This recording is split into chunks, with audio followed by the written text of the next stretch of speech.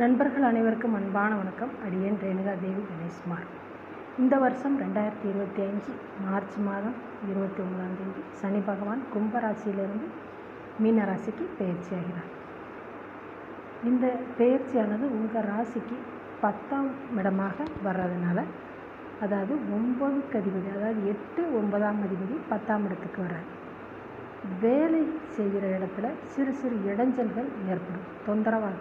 இங்கே சக ஊழியர்கள்ட்ட கொஞ்சம் கவனமாக நடக்கும். எப்படா இவனை பார்த்து ஏதாவது போட்டு விடுவோன்றதில் கண்காணிப்பாகவே இருப்பாங்க. கொஞ்சம் பார்த்து நடந்துக்கோங்க.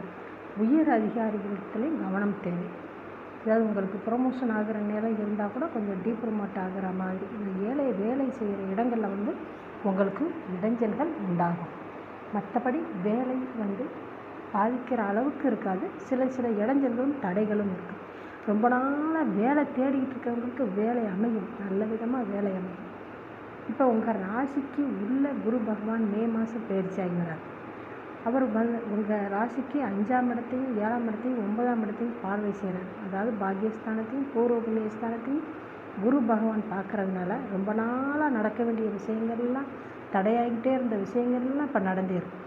கல்யாணம் ஆகாமல், அதாவது ரொம்ப நாளாக பொண்ணு மாப்பிள்ளை தேடிக்கிட்டு இருக்கிறவங்களுக்கெல்லாமே இப்போ கல்யாணம் யோகம் நடந்தேறும். உங்கள் குழந்தைகள் நல்லபடியாக கல்வியில் சிறக்க நல்ல ஒரு அருமையான ஒரு வாய்ப்பு, சந்தர்ப்பம். வேலை தேடிக்கிட்டு இருக்க குழந்தைகளாக இருந்தாங்கன்னா, பிள்ளைகளாக இருந்தாங்கன்னா உங்களுக்கு நல்லபடியாக வேலை அமையும். திருமணமும் நல்லபடியாக நடக்கும். உங்கள் குழந்தைகளுக்கு திருமணம் ஆக வேண்டிய வயசில் குழந்தைகள் இருந்தாங்கன்னா, பிள்ளைகள் இருந்தாங்கன்னா அவங்களுக்கு நல்லபடியாக திருமணம் நடக்கும். நீங்கள் ரொம்ப ஜாக்கிரதையாக பார்க்க வேண்டியது வேலை செய்ய வேண்டிய இடத்துல உங்களுக்கு அதிகமாக கவனம் வேணும். அப்புறமா உங்கள் வண்டி வாகனங்களில் அடிக்கடி பழுது ஏற்படும். வீட்லேயுமே இந்த எலக்ட்ரானிக் சம்மந்தமாக சிறு பழுது ஏற்பட்டு அடிக்கடி செலவு காசு கையை கடிக்கும். இந்த வீடு மராமத்து பண்ணுற வேலைகள் வரும். தாயோட உடல்நிலையை கொஞ்சம் கவனிச்சுக்கணும். உங்கள் உடல்நிலையை கொஞ்சம் கவனிச்சுக்கணும். மற்றபடி அது ஒரு 80% வரைக்குமே உங்களுக்கு அதிகமான நன்மையை தரக்கூடிய வருஷம்தான். இப்போ இந்த வருஷக்கோள்கள் பெயர்ச்சி ஆகிற நிலை நல்லபடியாக இருக்குது. வாழ்த்துக்கள். நன்றி நண்பர்களே.